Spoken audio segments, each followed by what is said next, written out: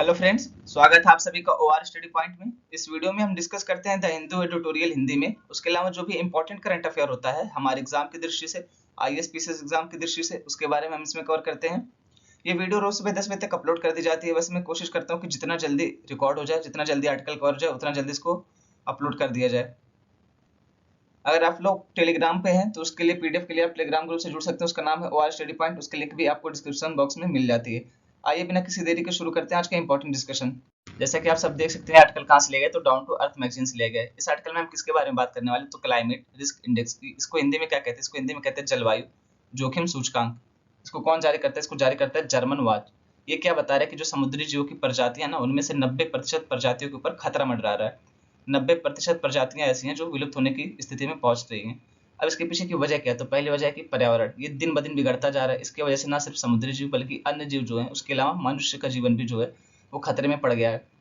दूसरा कारण क्या बताएगा? दूसरा कारण ये है कि जो सन क्रीम लगाई जाती है अपने त्वचा को बचाने के लिए सूरज की रोशनी से, जो क्रीम लगाई जाती है उसके बारे में बात की जा रही है। आप देखेंगे बहुत सारे स्टार हमारे जो हैं, बॉलीवुड के एक्टर जो हैं, वो क्या करते हैं, रिलैक्स होने के लिए कहाँ जाते हैं? मालदीव्स जाते हैं। अब यहाँ पे पूल में रिलैक्स करते हैं। पूल में तो ये लोग जाते हैं, लेकिन अपनी स्किन को बचाने के लिए क्या करते हैं? तो सूरज से बचने वाली एक क्रीम आती है, उसको यूज करते हैं। अब वो क्रीम क्या करती है? जो समुद्री जीव हैं उनके ऊपर बहुत नकारात्मक प्रभाव डालती है, समुद्री पर्यावरण पर बहुत नकारात्मक प्रभाव डालती है। उसकी वजह से जीवों की मृत्यु हो जाती है। यानी हम अपने 1 घंटे, 1 दिन या 4 दिन के रिलैक्स के लिए क्या करते हैं? यहाँ पे समुद्री जीव की जान ले लेते हैं। इसी वजह से बहुत सारे कंट्री जैसे इंडोनेशिया हो गई, मालदीव्स हो गई, ये लोग क्या कर रहे हैं? तो धीरे धीरे सन क्रीम को बैन करने की बात कर रहे हैं। इंडोनेशिया ने तो बैन भी कर दिया है। उसके अलावा क्या कारण? उसके अलावा कारण है समुद्री पर्यावरण पे जो नकारात्मक प्रभाव पड़ रहा है। कैसे? प्लास्टिक ये बहुत बड़ा रोल प्ले कर रहा है। आप देखेंगे प्लास्टिक आजकल दुनिया के हर जगह पे है यार, हर क्षेत्र में प्लास्टिक। और इसके लिए कोई और नहीं, हम ही लोग जिम्मेदार है। क्यों? हम लोग क्या करते हैं, मार्केट में जाएंगे सब्जी लेने, प्लास्टिक लेंगे, उसके बाद घर पे लाके फेंक देंगे।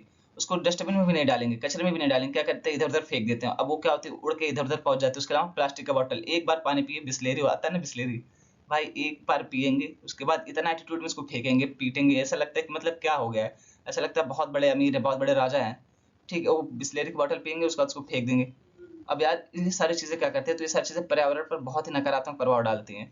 तो अगर हम खुद भी अपनी छोटी छोटी हरकतों को सुधार लें, हम खुद अपनी छोटी छोटी हरकतें सही कर लें, तो बहुत सारे पर्यावरण पर सकारात्मक प्रभाव तो हम खुद ही डाल सकते हैं। यहाँ पे गवर्नमेंट की जरूरत ही नहीं पड़ेगी। जैसे हम क्या करते हैं, मार्केट जाते हैं सब्जी लेने, तो यहाँ पे प्लास्टिक ना लें, हम घर से ही थैला लेकर के जाएं। उसके अलावा जो ये प्लास्टिक की बोतल आती है पानी पीने वाली, उसकी जगह हम क्या यूज करें? उसकी जगह हम जो ये मिल्टन और अन्य कंपनियों की बोतल आती है उसको यूज करें, स्टील बोतल यूज करें।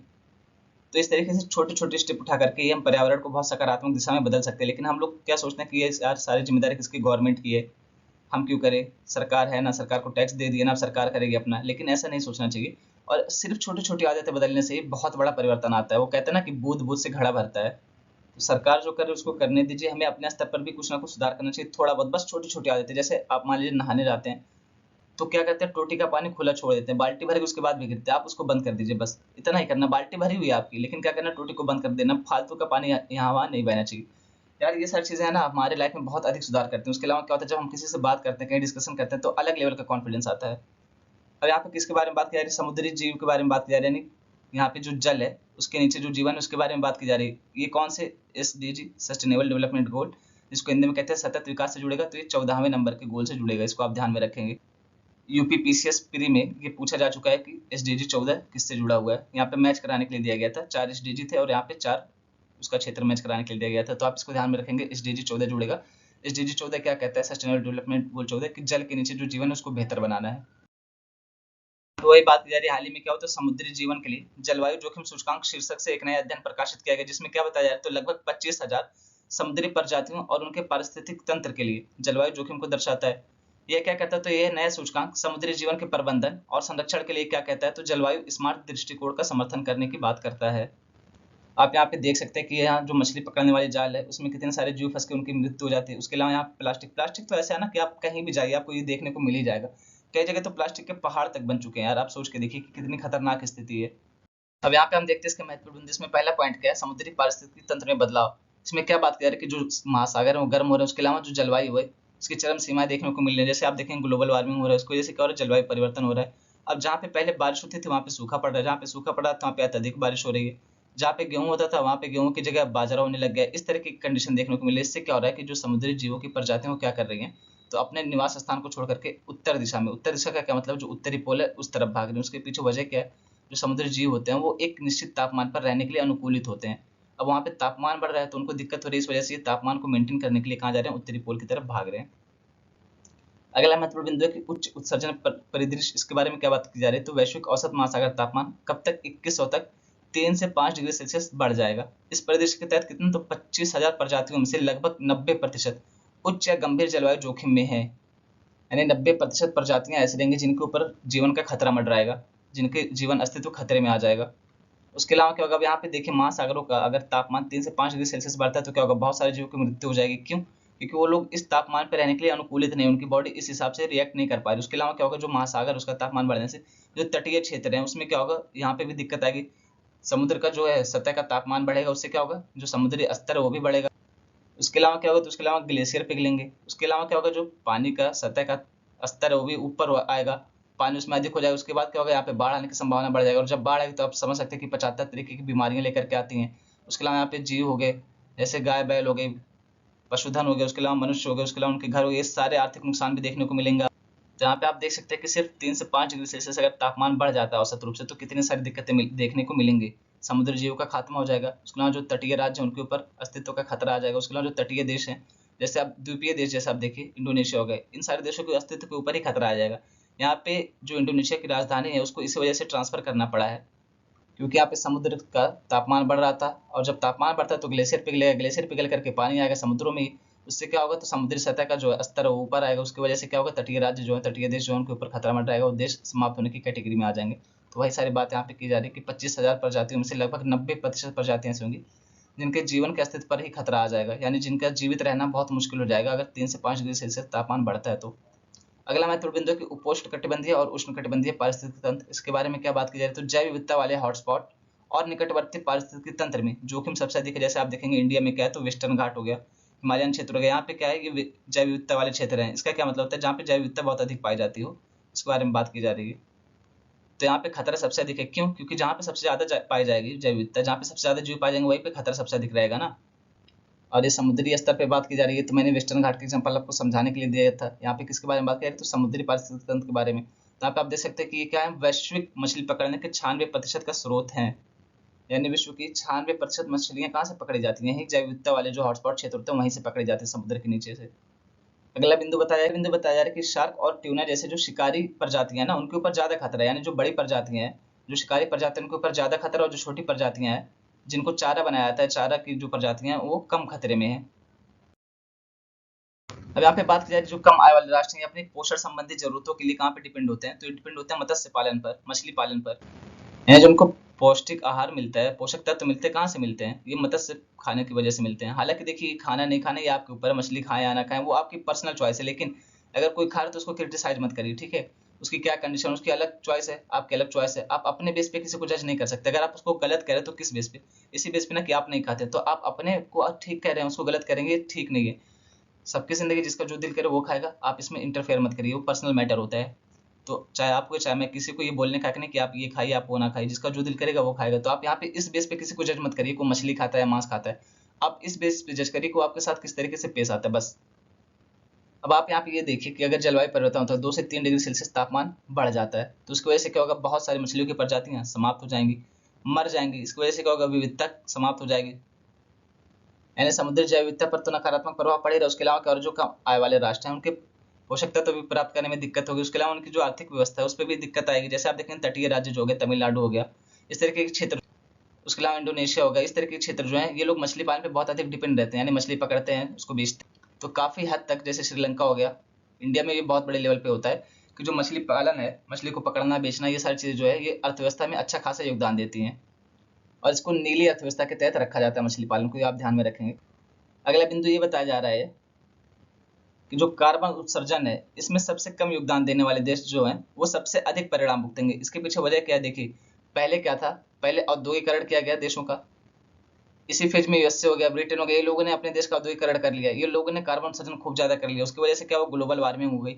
अब जब ग्लोबल वार्मिंग हो गई तब इन लोगों ने क्या सोचा कि यार बाकी देश भी औद्योगिकरण करेंगे तो और ज्यादा नकारात्मक प्रभाव पड़ेगा, तो ये लोग क्या करें, ग्लोबल वार्मिंग और जलवायु परिवर्तन जैसा मुद्दा सामने लेकर के आए। अब यहाँ पे क्या हो रहा है कि कार्बन उत्सर्जन किसने किया, यूएसए हो गया, ब्रिटेन हो गया, ऐसे देशों ने किया है, लेकिन भुगत कौन रहा है, बांग्लादेश भुगत रहा है, भारत भुगत रहा है, श्रीलंका भुगत रहा है। आप खुद सोच के देखिए ना, कब जब कार्बन उत्सर्जन हो गया, जलवायु परिवर्तन हो गया, तो वो तो ये देख नहीं रहा कि आप किसने किया था, वो तो वैश्विक स्तर पर प्रभाव डाल रहा है। उसको ये थोड़ी ना पता कि अमेरिका ने किया था या ब्रिटेन ने किया था, चलो वहीं पे देखते हैं, वहीं पे इनका असर डालते हैं, भारत पे नहीं आएंगे, तो वो तो पूरे विश्व पे करेगा असर। लेकिन यूएसए हो गया, ब्रिटेन हो गया, ऐसे जो विकसित देश, उनके पास क्या टेक्नोलॉजी है, वो लोग क्या करते हैं, निपट लेते हैं। उसके अलावा हमारे पास क्या, हमारे पास टेक्नोलॉजी ही नहीं है। अब बांग्लादेश को देखिए, श्रीलंका को देखिए, जिनको खाने को ही नहीं रहा है, वो लोग टेक्नोलॉजी कहाँ से लाएंगे जलवायु परिवर्तन से निपटने के लिए।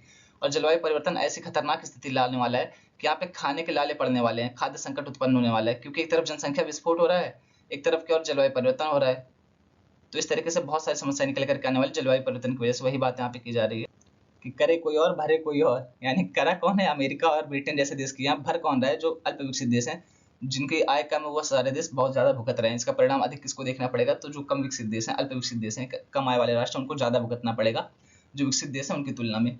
अगला महत्वपूर्ण बिंदु की कम उत्सर्जन प्रदेश, इसमें क्या बताया कि जो पेरिस समझौता है, इसमें 2 डिग्री सेल्सियस ग्लोबल वार्मिंग सीमा के अनुसार 2100 तक कितना, तो औसत महासागर तापमान बढ़ जाएगा कितना, 1 से 2 डिग्री सेल्सियस बढ़ने की उम्मीद है। पेरिस समझौता कब आया था, तो 2015 में आया था। इसमें क्या कहा गया था कि 2030 तक जो वैश्विक औसत तापमान है उसको 2 डिग्री सेल्सियस बढ़ने से रोकना है, यानी इससे ज्यादा ना बढ़ने पाए और कोशिश करें कि 1.5 डिग्री सेल्सियस तक रोक दें। ये इसका लक्ष्य रखा गया था। अगर हम ऐसा करने में सक्सेस हो जाते हैं तो लगभग सभी समुद्री जीवन में कितना 98.2% जीवों के लिए खतरा समाप्त हो जाएगा। यहाँ पे कुछ क्षेत्र दिखाए गए, जैसे आप ये देख सकते हैं महासागरों के क्षेत्र, जहाँ पे ये रेड जोन है ना, ये मृतक क्षेत्र है। यहाँ पे क्या है, तो ऑक्सीजन की कमी है, O2 की बहुत ज्यादा कमी है, यानी यहाँ पे जीवन लगभग ना के बराबर है, लगभग संभव नहीं है। तो यहाँ पे आप देख सकते हैं ऐसे सारे क्षेत्रों को, उसी के बारे में यहाँ पे बात की जा रही है। अब यहाँ पे बात की जा रही है सुझाव की, जिसमें पहला पॉइंट क्या है कि जलवायु शमन को प्राथमिकता देने वाला अधिक टिकाऊ रास्ता चुनने से समुद्री जीवन और लोगों को स्पष्ट लाभ होगा। यानी क्या करना चाहिए, तो जलवायु को शमन करने का तरीका खोजना चाहिए, इसके लिए टेक्नोलॉजी विकसित करनी चाहिए। उसके अलावा क्या बताया जा रहा है, तो उत्सर्जन में कटौती करनी चाहिए। अब उत्सर्जन में कटौती कैसे की जा सकती है, तो पहले तो नवीकरणीय ऊर्जा का प्रयोग किया जाए। उसके अलावा क्या किया जा सकता है, पेड़ पौधे लगाए जाए। उसके अलावा क्या किया जा सकता है, तो carbon capture and storage system को अपनाया जा सकता है। इसी तरीके से बहुत सारी टेक्नोलॉजी है जिसके तरीके से हम क्या कर सकते हैं, कार्बन उत्सर्जन में कटौती कर सकते हैं। और जब कार्बन उत्सर्जन कम होगा तो उससे क्या होगा, ग्लोबल वार्मिंग कम होगी, उससे क्या होगा, जलवायु परिवर्तन जो है वो कम होगा। उसके अलावा क्या होगा, समुद्री जीव जो है उन पर नकारात्मक प्रभाव कम पड़ेगा। उसके अलावा क्या होगा, जो हमारा ग्रह है वो भी सुरक्षित रहेगा, उस पर भी नकारात्मक प्रभाव कम ही पड़ेगा। अगला महत्वपूर्ण बिंदु है, उत्सर्जन को कम करने के अलावा हमारे महासागरों की रक्षा के लिए क्या करना चाहिए, तो गर्म होते जलवायु के अनुकूल अनुकूलन के तरीके भी खोजना जरूरी है। यानी जो महासागर गर्म हो रहे हैं उससे निपटने के लिए भी हमें तरीके खोजना पड़ेगा। अरे यार, यहाँ पे एक आंटी तो पशुपालन की इतना चिल्लाती है ना, बकरिया, कभी कभी तो सच में गुस्सा आने लगता है यार कि हमसे यार तो इसी की आवाज आई, फिर तुम्हें बोल यार, तुम्हें लेक्चर रिकॉर्ड कर लो है। मतलब पशुपालन की आंटी मैं उसके लिए सपोर्ट करता हूँ, लेकिन यार देखना चाहिए थोड़ा सा, इसी टाइम पे हमेशा चिल्लाती है भाई।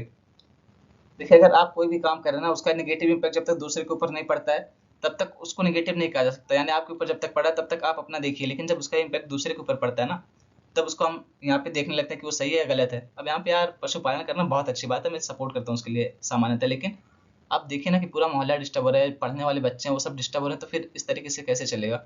आपको ये देखना चाहिए कि उसके खाने पीने की टाइम टू टाइम व्यवस्था कर दी जाए, उन लोग को रहने की व्यवस्था की जाए। अब मान लीजिए बारिश हो रही है बाहर, उन लोग को ऐसे बाहर खुला छोड़ दिया गया तो वो लोग चिल्लाइए करेंगे ना। आपको ये देखना चाहिए कि मतलब पशुपालन करने का ये मतलब थोड़ी ना कि सिर्फ पैसे के लिए किया जा रहा है। आपको ये ध्यान रखना चाहिए कि पशु जो है वो टाइम टू टाइम खाना पा रहे कि नहीं पा रहे, उनको पानी रखा जा रहा है कि नहीं, ये सारी चीज़ भी आपको ध्यान में रखनी चाहिए। खैर वो अलग मुद्दे हैं, चिल्लाते रहेंगे, रूम तो मिल नहीं रहा है यार यहाँ पे, नहीं तो हम रूम में चेंज कर लेते, बवाल ही खत्म था है।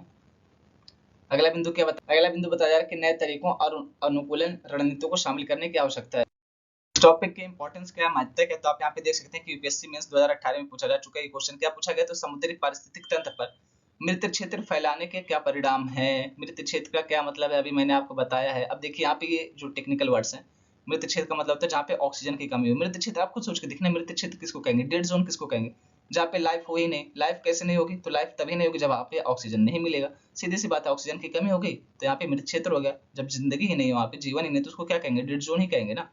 तो यहाँ पे आपको वही सारी चीजें लिखनी जो मैंने आपको पहले बताया। इसी को क्या कहा जाता है, मृत क्षेत्र को ही एक अलग टर्म में कहा जाता है हाइपोक्सिया। हाइपोक्सिया का क्या मतलब होता है, इसका भी यही मतलब होता है कि ऑक्सीजन की जहाँ कमी हुई, यानी सिनोनिम्स है इसका एक तरीके से। दोस्तों, आप सबने कार्ल मार्क्स का नाम जरूर सुना होगा, बहुत बड़े विद्वान थे। उन्होंने कहा था दुनिया में जितना भी बवाल है उसके पीछे की वजह क्या, उसके पीछे की वजह है उत्पादन शक्ति। आम भाषा में कहा जाए तो उनके कहने का तात्पर्य यही था कि दुनिया में जितना भी बवाल है उसके पीछे की वजह क्या है, पैसा। पैसा ही सबसे बड़ी वजह है। उसके अलावा उन्होंने कहा था एक और स्टेटमेंट थी इनकी कि धर्म जो है लोगों का अफीम है, यानी लोग क्या करते हैं, धर्म का नशा करते हैं। अब इन दोनों ही स्टेटमेंट को आप वर्तमान समय से जोड़ करके देखिए, आपको खुद ही लगेगा कि बहुत हद तक ये बात सही है, काफी हद तक ये बात लागू होती है।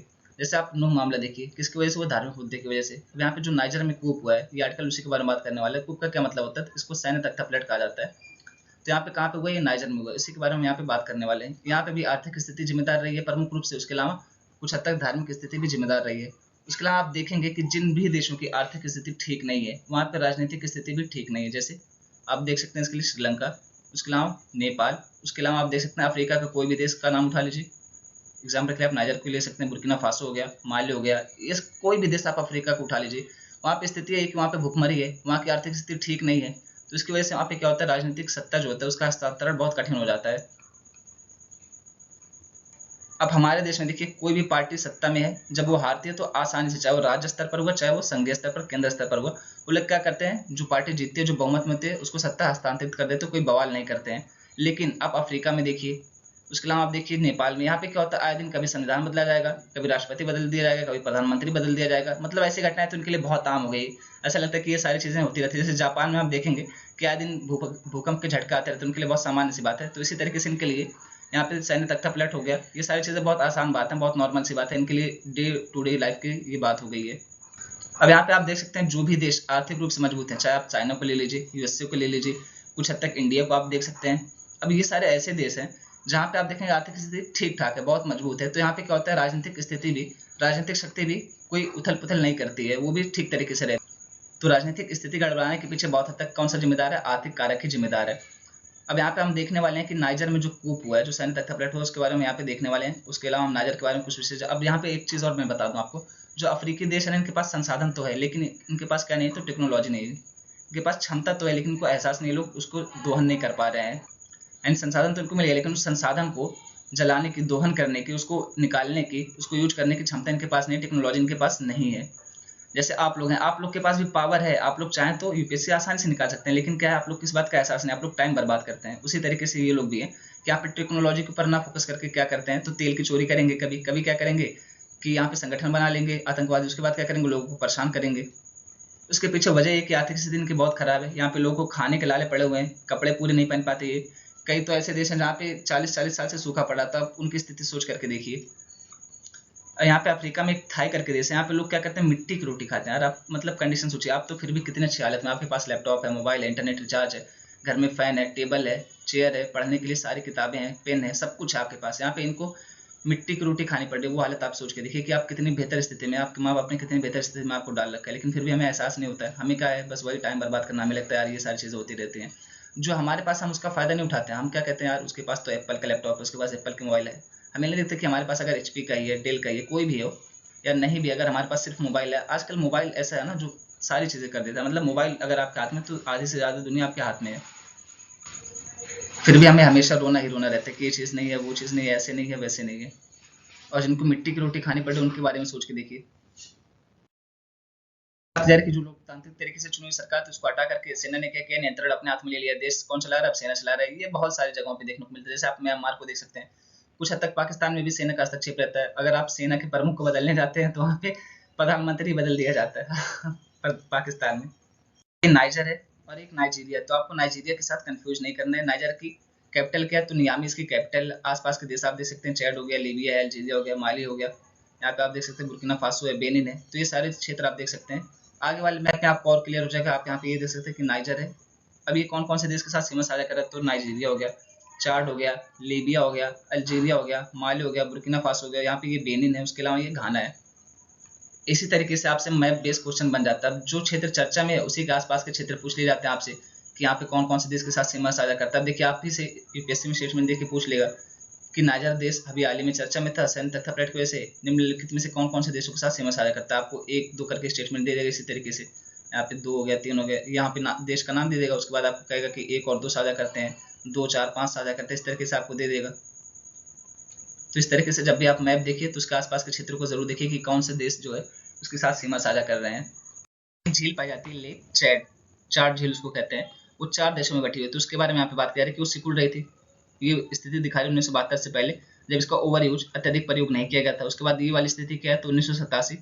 ये कहाँ पे बात की जा रही है कि जब यहाँ पे झील की स्थिति सबसे खराब थी, 1987 की बात की जाए। उसके बाद 2007 में क्या किया, इसको पुनर्जीवित करने के लिए प्रयास किए गए, तो यहाँ पे कुछ सुधार हुआ था। अब यहाँ पे लेक चार्ट जो उसको आसानी से देख सकते हैं आप, कौन कौन से देश के बीच में पड़ रही है, तो 4 देश के बीच में पड़ रही है। उसके अलावा नाइजर, नाइजीरिया और कैमरून, ये 4 देशों के बीच में 4 झील पड़ रही है। तो उसको आप ध्यान में रखें कौन कौन से 4 देश इसके साथ सीमा साझा करते हैं। कौन सी 4 देशों की सीमाओं पे लेक चाट पड़ती है।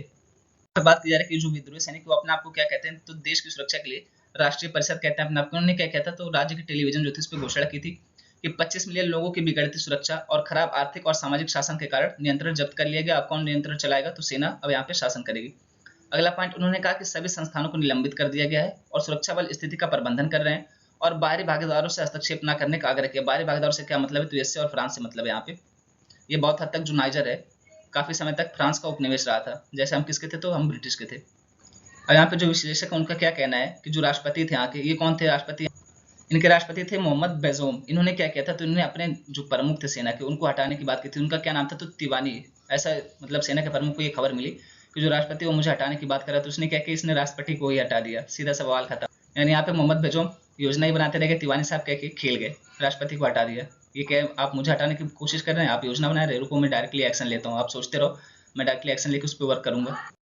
ऐसे कुछ हालत कहाँ पे बनी थी, पाकिस्तान में। यहाँ पे क्या हुआ था, जब सेना के प्रमुख को हटाने की बात की जा रही थी, तो क्या हुआ, वहाँ के प्रधानमंत्री को हटा देगा पोस्ट से, उनके ऊपर इल्जाम लगा देगा और उनको पोस्ट से हटा देगा।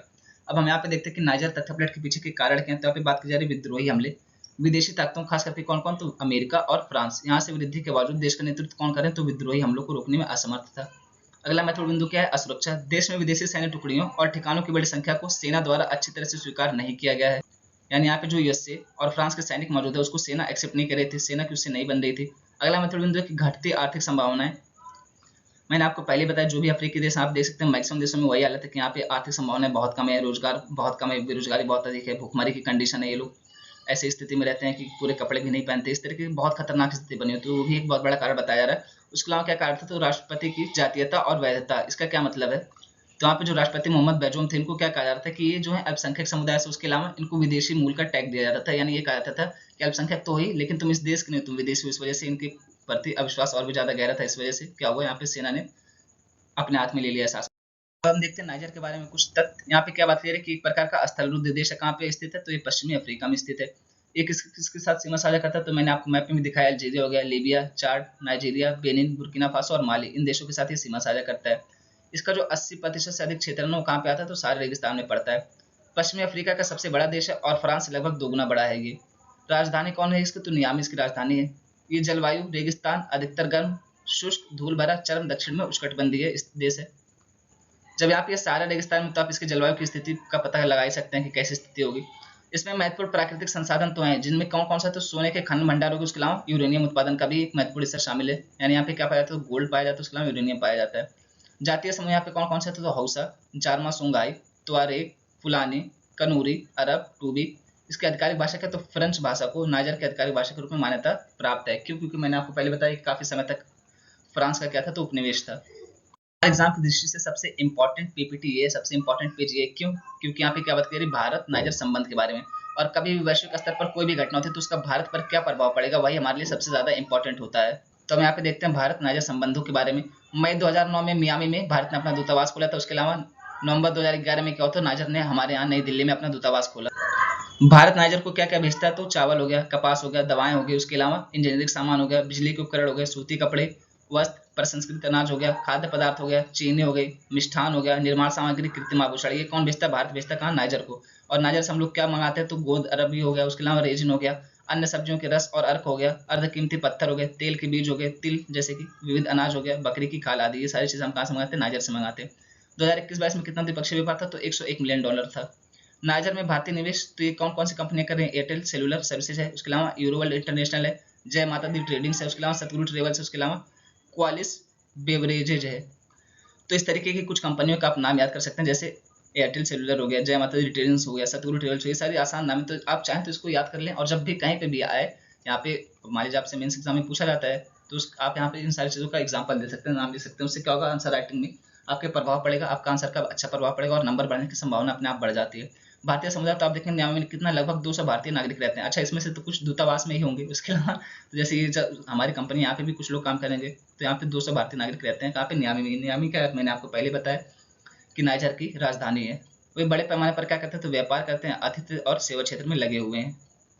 अब ये पश्चिमी अफ्रीका से जुड़ा हुआ एक संगठन है, ये भी न्यूज में था तो हम इसको भी इसके साथ ही कवर कर लेते हैं। इसके बारे में हम देखते हैं यहाँ पे क्या बात करें। 26 जुलाई को तख्ता पलट हुआ। इस पीपीटी में वही सारी चीजें बताई गई हैं कि जो रूस का वैगनर समूह इससे सहायता लेने की बात की है। तो जो चीजें मैंने आपको पहले बताई वो सारी चीजें इसी में लिखी हुई है, लेकिन अब हम हमारा जो इंपॉर्टेंट टॉपिक हो क्या है, तो इकोवास। तो हम इसके बारे में देखते हैं कि इकोवास क्या है। यहाँ पे इसका हिंदी में क्या नाम है, पश्चिमी अफ्रीकी राज्यों का आर्थिक समुदाय। इसका इंग्लिश में पूरा नाम है economic community of west African. इसकी स्थापना कब की गई, तो 1975 में की गई। लागोस की संधि पर हस्ताक्षर करके की गई थी। ये 15 देशों का एक क्षत्रिय संघ है, यानी इसमें कितना है, तो 15 देश शामिल हैं। इसका उद्देश्य क्या है, तो एक समान मुद्रा रखना, जैसे कहाँ पे यूरोपियन यूनियन में होता है, और पश्चिमी अफ्रीका में एक एकल बड़ा व्यापारिक ब्लॉक बनाना। लेकिन इसने अतीत में इस क्षेत्र में सैन्य हस्तक्षेप भी किया है। यानी इसका प्रमुख उद्देश्य क्या है, तो एक प्रकार की मुद्रा रखना और व्यापारिक उद्देश्य है इसका प्रमुख। लेकिन इसने क्या किया, तो अतीत में पास्ट में इसने क्या किया, सैनिक हस्तक्षेप भी किया इस क्षेत्र में। इसका मुख्यालय कहाँ पे, तो इसका मुख्यालय नाइजीरिया में। नाइजीरिया के राष्ट्रपति कौन है, ये बोला अहमद टिनिबू। ये कौन है, वर्तमान में इकोवास के अध्यक्ष पद पर है। इकोवास में 2 उप क्षेत्रीय ब्लॉक शामिल है। कौन कौन से, तो इसमें पहला पश्चिमी अफ्रीकी आर्थिक और मौद्रिक संघ, 8 मुख्यतः फ्रेंच भाषी राज्यों का एक संगठन है। उसके अलावा दूसरा कौन सा, तो 2000 में स्थापित पश्चिमी अफ्रीकी मौद्रिक क्षेत्र। इसमें कितना, तो 6 मुख्य रूप से अंग्रेजी भाषी देश शामिल हैं। यानी इसमें कितने, तो इसमें 8 देश हैं जो क्या है, तो फ्रेंच भाषी देश है मुख्यतः, और इसमें कितने, तो इसमें 6 देश हैं मुख्यतः। ये क्या बोलते हैं, तो अंग्रेजी भाषा बोलते हैं। ये एक शॉर्ट में जो किसके बारे में बात करें, तो महिला सम्मान बचत पत्र योजना के बारे में बात की जा रही है। इसको बजट में घोषित किया गया था, तो इसकी वजह से इसको लागू किया जा रहा है। अब यहाँ पे देखिए इसके पीछे वजह क्या है। जो महिलाएं होती है घरों की, वो छोटी छोटी सेविंग्स करती हैं। यानी कभी आप देखेंगे 10 रुपये बचा लें, कहीं सामान लेने के 100 रुपये बच गए तो उसको अपने पास रख लें। इस तरीके से कर करके वो कुछ पैसे इकट्ठा करते हैं, उसके बाद उसको बैंक में जमा करा देती हैं। जब पैसा बैंक में जमा होगा तो क्या होगा, बैंक कैसे चलता है, इसी तरीके से तो चलता है। हम लोग पैसा बैंक में जमा करते हैं, बैंक क्या करता है, व्यापारिक घरानों को उधार देता है, उससे उनसे ब्याज लेता है। उनसे ब्याज लेगा मान लीजिए 10 से 12%, हमको कितना देगा, 5 से 6%। इसी तरीके से बैंक चलता है। तो यहाँ पे क्या होगा, जो महिलाओं के पास पैसा है उसको बैंक में जमा कराया जाए। देखेंगे ना आप, महिलाएं क्या करते हैं कि कहीं जैसे कोई डब्बा होता है, कोई पर्स होता है, उसमें छुपा करके पैसा रखे रहते हैं, जरूरत पड़ने पे उसकी हेल्प ली जाती है। लेकिन वही बात यहाँ पे क्लियर कि जो पैसा आप डब्बे में बंद रखते हैं वो घर में वैसे भी बेकार पड़ा रहता है, किसी काम का नहीं रहता। तो सरकार क्या चाहती है कि उस पैसे को आप आर्थिक व्यवस्था में लाएं, आर्थिक प्रणाली में लाएं और उसका प्रयोग किया जाए, और उस पर आपको भी ब्याज मिलेगा। कितना ब्याज दिया जाएगा इस योजना के तहत, तो 7.5% का ब्याज दिया जाएगा महिलाओं को। यानी जो पैसा महिलाएं क्या करते हैं, घरों में छुपा के रखते हैं इमरजेंसी के लिए, वही पैसा वो बैंक में रखें। तो इससे क्या होगा, सरकार को भी फायदा, सरकार अन्य जगह पर निवेश कर पाएगी, बैंक लोन दे पाएंगे, और आर्थिक घराने जो है, जो व्यापारिक घराने उसका यूज कर पाएंगे। उसके अलावा क्या होगा, महिलाओं को भी ब्याज दिया जाएगा, तो उनकी भी आर्थिक सशक्तिकरण होगा, महिलाओं का सशक्तिकरण होगा। तो इसी के बारे में यहाँ पे देखने वाले। अब यहाँ पे देखते हैं महिला सम्मान बचत प्रमाण पत्र योजना के बारे में। इसको आजादी का अमृत महोत्सव जो चल रहा है उसी के उपलक्ष्य में जारी किया गया था। किसके द्वारा, तो यहाँ पे वित्त मंत्रालय की योजना, वित्त मंत्रालय के द्वारा इसको शुरू किया गया था। ये क्या है, तो एक प्रकार की छोटी बचत योजना है जिसका उद्देश्य क्या है, तो महिला निवेशकों को प्रोत्साहित करना इसका उद्देश्य। इसमें न्यूनतम आप कितना जमा कर सकते हैं, तो 1000 रुपये, और अधिकतम कितना जमा कर सकते हैं, तो 2 लाख रुपए। कौन सा एज ग्रुप के लिए बनाया गया, तो किसी भी एज ग्रुप की जो बच्चियां हैं, बालिकाएं, महिलाएं, स्त्रियां, वो जमा कर सकती हैं। इसमें कुल कितने खाते खोले जा चुके हैं अब तक, तो 14,83,980 खाते खोले जा चुके हैं। उसके अलावा कितना पैसा जमा इसमें कुल, तो 8,630 करोड़ रुपए कुल इसमें जमा है। ये योजना कितना, तो 7.5% प्रतिवर्ष की आकर्षक ब्याज दर प्रदान करती है, जो त्रैमासिक रूप से चक्रवृद्धि भी होती है। खाता खोलने के 6 महीने के बाद किसी भी समय आप क्या कर सकते हैं, तो आंशिक निकासी और खाते को समय से पहले बंद करने का भी प्रावधान इसमें किया गया है। यानी मान लीजिए आपने आज 10,000 रुपये जमा किए, तो 6 महीने बाद आप इसमें से चाहें कि 2,000 रुपये मुझे निकालना है, मुझे जरूरत है, तो आप निकाल सकते हैं, उसका कोई वो नहीं है। उसके अलावा क्या होगा, अगर आप चाहें कि खाते को समय से पहले बंद करना, तो आप समय से पहले भी बंद कर सकते हैं। मान लीजिए आपने 5 साल के लिए निवेश किया, लेकिन आपको क्या करना है कि खाते को समय से पहले बंद करना है, आपने एक ही साल में बंद करने का फैसला लिया, तो आप बंद कर दीजिए, कोई दिक्कत नहीं। लेकिन वहाँ पे क्या होगा कि 2% ब्याज आपको कम दिया जाएगा। इस आर्टिकल में हम बात करने वाले हैं कृषि क्षेत्र में निवेश करने के लिए एक कोष बनाया गया था, एक फंड बनाया गया था। उसमें क्या किया गया, तो उसमें 1 लाख करोड़ रुपए जमा किया गया, लेकिन उसको कहा गया है कि इसको आप खर्चा करिए 5 साल के अंदर। लेकिन उसमें से क्या हुआ, अभी सिर्फ 15% पैसा ही खर्चा किया जा चुका है। आप सोच के देखिए, मतलब आपको 1 लाख करोड़ रुपए दिया गया, आपको कहा जा रहा है कि खर्चा करो भाई, इसको कृषि क्षेत्र में निवेश करो, लगाओ कृषि क्षेत्र में, लेकिन आप कितना करें, सिर्फ 15% उसका खर्चा किए हुए हैं। यानी पहले समस्या तो ये निकल के आती थी कि पैसा ही नहीं मिलता था, पैसा मिला तो उसको खर्चा भी नहीं कर पा रहे, ये भी समस्या निकल करके आ रही है। अब हम देखते हैं कृषि अवसंरचना निधि, या इसी को कहा जाता है कृषि अवसंरचना कोष, इसको इंग्लिश में कहते हैं एग्रीकल्चर इंफ्रास्ट्रक्चर फंड। इसको कब लाया गया था, तो 2020 में कृषि अवसंरचना कोष के लॉन्च के बाद से फसल कटाई के बाद के बुनियादी ढांचे को विकसित करने के उद्देश्य से 1 लाख करोड़ रुपए में से केवल 15% ही वितरित किया गया अभी तक। तो किसके लिए लाया गया था, फसल कटाई के बाद जो बुनियादी ढांचा था उसको विकसित करने के लिए लाया गया था। इसका लक्ष्य क्या, तो इसका लक्ष्य किसानों, कृषि उद्यमियों, किसान समूह जैसे किसान उत्पादक संगठनों, एफपीओ जिसको कहते हैं, स्वयं सहायता समूहों, उसके अलावा संयुक्त देयता समूहों आदि और कई अन्य लोगों को फसल कटाई के बाद वित्तीय सहायता प्रदान करना है। यानी ये क्या करता है कि जो फसल कट जाती है उसके बाद क्या करता है, वित्तीय सहायता प्रोवाइड कराता है, ताकि आप लोग क्या करें, इंफ्रास्ट्रक्चर और संरचना डेवलप कर सकें, उसका विकास कर सकें। अगला महत्वपूर्ण बिंदु की बुनियादी ढांचे का प्रबंधन करना और पूरे देश में सामुदायिक कृषि परिसंपत्तियों का निर्माण करना भी इसका लक्ष्य है। ये कितना तो रुपए 2 करोड़ तक का क्या करता है, ऋण देता है। सूक्ष्म और लघु उद्यमों के लिए क्रेडिट गारंटी फंड ट्रस्ट योजना के माध्यम से 3% ब्याज छूट भी देता है। यानी आपको 2 करोड़ रुपए तक का ऋण भी देगा, उसमें कितना तो 3% ब्याज छूट भी देगा। किसके तहत, तो सूक्ष्म और लघु उद्यमों के लिए क्रेडिट गारंटी फंड ट्रस्ट इस योजना के तहत क्रेडिट गारंटी सहायता प्रदान करता है। अगला महत्वपूर्ण बिंदु कि अन्य केंद्र और राज्य सरकार की योजनाओं के साथ क्या करता है, तो अभिसरण की सुविधा। यानी अगर कोई केंद्र की सरकार, अगले बिंदु में बताया जा रहा है कि अगर कोई राज्य सरकार है या केंद्र सरकार की कोई अन्य योजना चल रही है तो उसके साथ भी इसको अभिसरण किया जा सकता है, यानी उसके साथ इसको समाहित किया जा सकता है, उसके साथ लेकर के चला जा सकता है। यहाँ पे हम बात करने वाले हैं पश्चिमी ट्रैगोपन के बारे में। एक्चुअली हुआ क्या, तो इसका आवास जो है उसका विनाश हो रहा है, इसकी वजह से इसको खतरे का सामना करना पड़ रहा है। ये हिमाचल प्रदेश का राजकीय पक्षी है, तो इसके बारे में हम यहाँ पे देखने वाले हैं। अब यहाँ पे देख सकते हैं वेस्टर्न ट्रैगोपैन के बारे में। क्या है, तो हिमाचल प्रदेश के राज्य पक्षी है। उसके अलावा वेस्टर्न ट्रैगोपन, इसका वैज्ञानिक नाम क्या है, तो ट्रैगोपैन मेलानोसेफालस को आवास विनाश का सामना करना पड़ रहा है। लेकिन संरक्षण प्रयासों के कारण सराहन तीतर, इसी को सराहन तीतर कह रहे हैं, कि आबादी में धीरे धीरे वृद्धि देखी गई। एक जगह इंग्लिश में नाम लिखा गया, एक जगह हिंदी में। अगर दोनों में से कोई भी आता तो आपको समझने में दिक्कत ना होगा। हालांकि आप सामान्यतः ये नाम याद रखिए, क्योंकि इस तरीके के नाम जो है ना वो सही उच्चारण होते नहीं है, मतलब ऐसे कर दिए जाते हैं। और क्या होता है कि जब यूपीएससी का पेपर बनता है तो उसमें इस तरीके से ब्रैकेट में इंग्लिश में नाम लिखा रहता है। इसको और क्या कहा जाता है, तो इसको पश्चिमी सिंह वाले ट्रैगोपैन के नाम से भी जाना जाता है। क्या कहा जाता है, सभी जीव तीतरों में सबसे दुर्लभ है। अपने सुंदर पंख और बड़े आकार के कारण इस पक्षी को स्थानीय रूप से क्या कहा जाता है, तो जुजूराना या पक्षियों का राजा भी कहा जाता है। यह उत्तर पश्चिमी हिमालय, उत्तरी पाकिस्तान के भीतर और जम्मू कश्मीर और हिमाचल प्रदेश से होते हुए गढ़वाल के पश्चिमी भाग तक स्थानिक है। स्थानिक का क्या मतलब है, जो वहाँ पे विशेष प्रजाति होती है, विशेष स्थान की विशेष प्रजाति, उसी को स्थानिक कहते हैं। वहीं पे सिर्फ मिलती है, अन्य जगह पे नहीं मिलती है। वे अधिकतर पत्तियों को खाते हैं, अंकुरों और बीजों को खाते हैं, लेकिन कीड़े और अन्य अकशेरुकी जीवों को भी खाते हैं। अकशेरुकी जीव क्या होते हैं, जिनमें रीढ़ की हड्डी नहीं पाई जाती है। अगर आयुष्मान की स्थिति देखेंगे तो इनकी वल्नरेबल की स्थिति में, यानी सुवेद्य की स्थिति में है। यहाँ पे ये है वेस्टर्न ट्रैगोपन, और इसके अलावा क्या है, हिमालयन स्नोकॉक। ये दोनों की स्थिति मिलती जुलती है। आयुष्मान क्या है, तो ये लिस्ट कौन सन की है, और यहाँ पे इसके वल्नरेबल है। उसके अलावा ये क्या है, यहाँ पे वाइल्ड लाइफ प्रोटेक्शन एक्ट, वन्यजीव संरक्षण अधिनियम भारत का जो है उसमें शेड्यूल फर्स्ट में है। यहाँ पे आप देखेंगे शेड्यूल 4 में रखा गया है इसको। उसके अलावा साइट्स में ये अपेंडिक्स 1 में, और यहाँ पे साइट्स की अवेलेबल यहाँ पे अवेलेबल नहीं है। अब हम देखते हैं कुछ ऑनलाइन या फैक्चुअल टाइप के करंट अफेयर्स। इसमें पहले क्या है, भारत क्या करेगा, तो ब्रिक्स स्टार्टअप फोरम शुरू करेगा। आपसे पूछ लेगा कि कौन सा देश ब्रिक्स स्टार्टअप फोरम शुरू करेगा, तो भारत करेगा। इस परमेश को क्या किया गया, तो तटरक्षक बल के महानिदेशक नियुक्त किए गए हैं। ये विश्व तीरंदाजी चैंपियनशिप 2023 का आयोजन कहाँ हुआ था, बर्लिन जर्मनी में हुआ था। इसमें भारत पहले स्थान पर आया है। Quantum ecosystem technology council of India के अध्यक्ष के रूप में किसे नियुक्त किया गया, तो विजय कुमार सारस्वत को। ग्रेटर नोएडा में क्या होगा, तो भारत में पहली बार एशियाई युवा और जूनियर भारतोलन चैंपियनशिप 2023 का आयोजन किया जाएगा। हाल ही में जैसलमेर से, कहाँ से, तो जैसलमेर के ज्वास्मों से डायनासोर की एक नई प्रजाति का पता चला है। और ये प्रजाति क्या है, तो ये पौधों को खाने वाली प्रजाति, यानी यहाँ पे मांस नहीं खाती थी, शाकाहारी प्रजाति थी।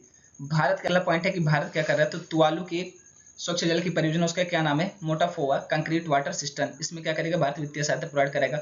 पासक एक्सरसाइज कौन कौन से देशों के बीच में है, तो भारत और सऊदी अरेबिया के बीच में है ये। अब आप बात करें HLD6 क्या है, तो ये चीन से प्राप्त एक मानव खोपड़ी है। ये क्या बताया, तो जो मानव का वंशावली उसके बारे में कुछ जानकारी प्राप्त होने की संभावना है इससे।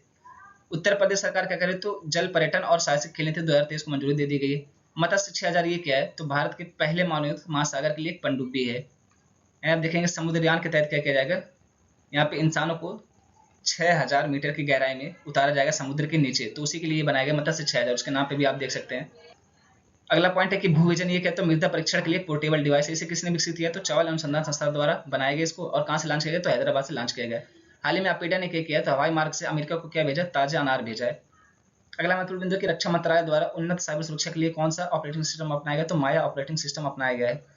यहीं तक रखते हैं आज का लेक्चर। बोलने में जो भी गलती उसके लिए सॉरी। आप सबके सपोर्ट के लिए बहुत बहुत थैंक